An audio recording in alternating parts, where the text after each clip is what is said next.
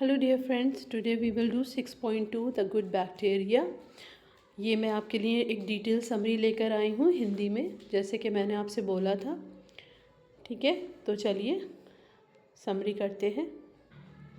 तो इस चैप्टर में कहा जा रहा है कि प्रकृति ने मनुष्य को हरे भरे जंगलों से ढकी हुई भूमि, शुद्ध और ताज़ी हवा और साफ़ सुथरे चमकते पानी के स्रोत दिए। कहने का मतलब ये है कि प्रकृति ने हमें रहने के लिए सुंदर और स्वच्छ वातावरण दिया, लेकिन मनुष्य ने अपने लालच में इन सभी को प्रदूषित कर दिया। मतलब मनुष्य ने अपने स्वार्थ के कारण प्रकृति के सभी उपहार खराब कर दिए। उसके बाद कहते हैं, उसने भूमि को सीवेज, कचरा और औद्योगिक अपशिष्ट से प्रदूषित कर दिया। मतलब मनुष्य ने ज़मीन पर हर तरह का कचरा फैलाकर उसे ख़राब कर दिया। उसने हवा को जहरीले धुएं से प्रदूषित कर दिया। मतलब उद्योगों और वाहनों के धुएं ने हवा को जहरीला बना दिया। और उसने दुनिया की नदियों और महासागरों को कचरे का डिब्बा मान लिया है। मतलब है इंसान ने जल स्रोतों को कचरा फेंकने की जगह बना दिया है।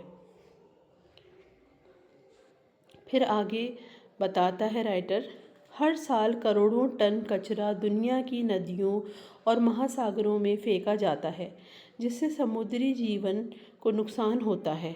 मतलब कि इतना सारा कचरा समुद्र में डालने से वहाँ के जीव जंतु मर रहे हैं।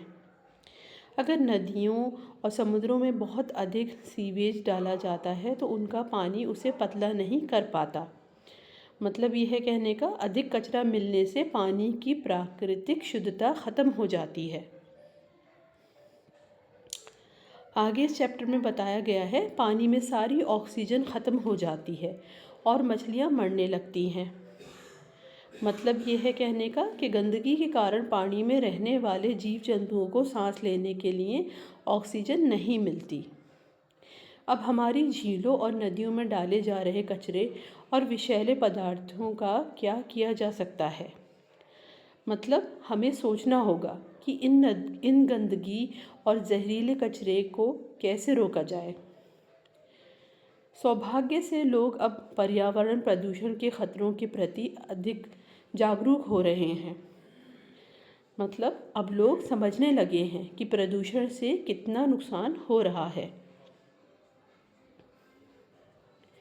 कई जगहों पर सरकारें उद्योगों को पर्यावरण को जहरीला बनाना बंद करने के निर्देश दे रही है। सरकारें कंपनियों को प्रदूषण रोकने के लिए कानून बना रही है। वैज्ञानिक भी इस गंदगी को साफ करने के तरीके खोज रहे हैं। मतलब विज्ञान की मदद से इस समस्या को सुलझाने की कोशिश की जा रही है और इसमें करोड़ों रुपए खर्च हो रहे हैं। मतलब ये सफाई प्रक्रिया बहुत महंगी साबित हो रही है। लेकिन हम बैक्टीरिया की मदद से इस समस्या को कम खर्च में हल कर सकते हैं। मतलब बैक्टीरिया से प्रदूषण का हल करना सस्ता और आसान हो सकता है। हम में से अधिकांश लोग बैक्टीरिया को हानिकारक और बीमारियां फैलाने वाला मानते हैं। मतलब आम धारणा यही है कि बैक्टीरिया सिर्फ बीमारियां फैलाता है। आगे चैप्टर में बताया गया है, लेकिन वास्तव में केवल कुछ ही प्रकार के बैक्टीरिया खतरनाक होते हैं। मतलब ज़्यादातर बैक्टीरिया अच्छे और फ़ायदेमंद होते हैं। अधिकांश बैक्टीरिया अच्छे और सहायक होते हैं। मतलब बैक्टीरिया हमारे जीवन के लिए बहुत ज़रूरी हैं। इन अच्छे बैक्टीरिया के बिना पृथ्वी पर जीवन असंभव होगा। मतलब बैक्टीरिया प्रकृति का एक महत्वपूर्ण हिस्सा है जो जीवन को संतुलित रखते हैं। फिर आगे बताया गया है, बैक्टीरिया मृत जानवरों और पौधों को सड़ाने में मदद करते हैं। मतलब बैक्टीरिया सड़ने की प्रक्रिया में मदद कर पोषक तत्व वापस धरती में लाते हैं। इस प्रकार वे महत्वपूर्ण पोषक तत्वों को फिर से धरती में वापस लाते हैं। मतलब बैक्टीरिया मिट्टी की उर्वरता बनाए रखने में मदद करते हैं। कुछ बैक्टीरिया पर्यावरण से हानिकारक प्रदूषकों को साफ करने में मदद करते हैं। मतलब कुछ विशेष बैक्टीरिया प्रदूषण को कम करने के लिए उपयोगी हैं। वह ये काम बायो रिमेडिएशन नामक प्रक्रिया के द्वारा करते हैं। मतलब बैक्टीरिया विषैले पदार्थों को तोड़कर कम हानिकारक तत्वों में बदल देते हैं। विषैले कचरे की पहचान और स्थान तय करने की पारंपरिक तकनीकें बहुत महंगी हैं। मतलब प्रदूषण की पहचान और सफाई की पुरानी विधियां काफ़ी खर्चीली हैं। इसके विपरीत बैक्टीरिया विषैले रसायनों के सस्ते और सटीक सेंसर हैं। मतलब बैक्टीरिया कम लागत में प्रदूषण का हल प्रदान करते हैं। बैक्टीरिया मिट्टी में सबसे अधिक संख्या में पाए जाने वाले जीव हैं। मतलब बैक्टीरिया मिट्टी के पारिस्थितिकी तंत्र का एक महत्वपूर्ण हिस्सा है।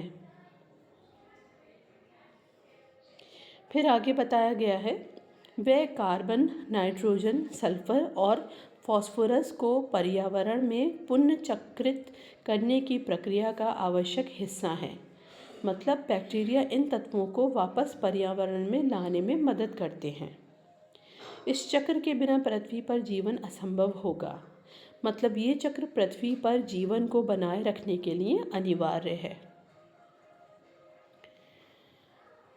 कारखानों द्वारा छोड़े गए विषैले पदार्थ पर्यावरण और स्वास्थ्य के लिए गंभीर खतरा पैदा करते हैं।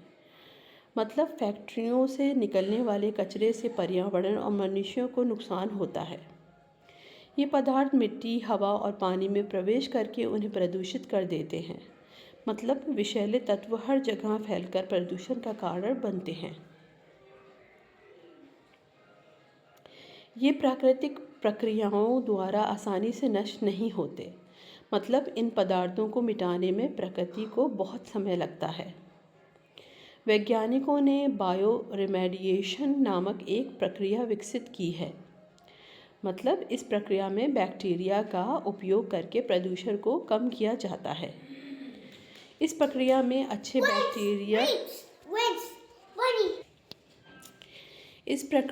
अच्छे बैक्टीरिया विषैले पदार्थों को पचाकर उन्हें कम हानिकारक तत्वों में बदल देते हैं। मतलब बैक्टीरिया कचरे को सरल और सुरक्षित रूप में बदल देते हैं। चलिए रंगों का उदाहरण लेते हैं, जो कपड़ा कारखानों के तरल कचरे का हिस्सा है। मतलब कपड़ा उद्योग से निकलने वाले रंग प्रदूषण का बड़ा कारण है। रंग पानी से धूप को रोक देता है। मतलब रंगीन पानी धूप को नीचे तक पहुंचने नहीं देता। ये धूप के चश्मे की तरह काम करता है। मतलब रंग का असर पानी को छाया में बदल देता है। इसके परिणामस्वरूप प्रभावित नदियों के पौधे और जानवर पर्याप्त धूप नहीं पाते और जल्दी मर जाते हैं। मतलब धूप के अभाव में जलीय जीवन नष्ट हो जाता है। वैज्ञानिक ने समाधान के लिए प्रकृति की ओर रुख किया है। मतलब समाधान प्रकृति में छिपा हुआ है। ऐसा लगता है कि उन्होंने सहायक बैक्टीरिया में समाधान ढूंढ लिया है। मतलब बैक्टीरिया प्रदूषण के समाधान का हिस्सा बन सकते हैं। परीक्षणों से पता चला है कि कुछ फैक्ट्रियों के पाइपों के पास पाए जाने वाले बैक्टीरिया रंगों को खाते हैं। मतलब बैक्टीरिया कचरे में मौजूद रंगों को ख़त्म करने में मदद करते हैं। भोजन प्राप्त करने के लिए बैक्टीरिया रंग को उसके तत्वों जैसे नाइट्रोजन, कार्बन में तोड़ देते हैं। मतलब बैक्टीरिया रंगों को मूल तत्वों में बदलकर अपना भोजन प्राप्त करते हैं। वैज्ञानिकों के सामने मुख्य कार्य ये है कि वे सही स्थान पर पर्याप्त बैक्टीरिया उत्पन्न करें ताकि कचरे का प्रभावी ढंग से निपटारा हो सके।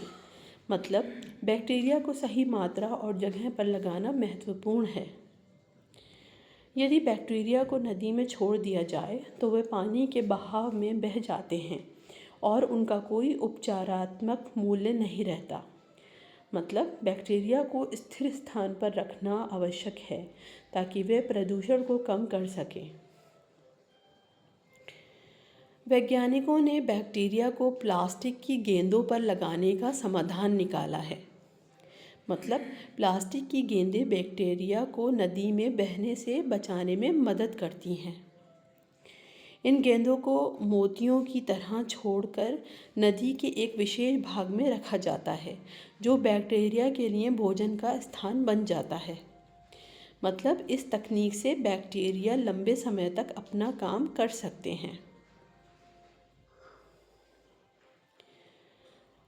संभवतः समय के साथ ऐसे बैक्टीरिया भी मिल सकते हैं जो रंगों के अलावा अन्य प्रदूषकों को भी साफ कर सकें। मतलब भविष्य में बैक्टीरिया का उपयोग और अधिक प्रभावी हो सकता है। लेकिन सबसे अच्छा समाधान ये है कि हम अपने द्वारा फैलाए जाने वाले प्रदूषण और प्रकृति के लिए पैदा की गई समस्याओं को लेकर अधिक सावधान रहें। मतलब प्रदूषण रोकना हमेशा उपचार से बेहतर है। नहीं तो ऐसा दिन आएगा जब प्रकृति में हमें सहने की क्षमता नहीं रहेगी। मतलब अगर हमने ध्यान नहीं दिया तो प्रकृति हमें नष्ट कर सकती है। पाठ से मिलने वाली सीख। आपका चैप्टर का नाम है द गुड बैक्टीरिया। इसमें ये कहना चाह रहा है राइटर, ये आपको समझाना चाह रहा है, नंबर 1, प्रकृति को प्रदूषित करना मानव की गलती है।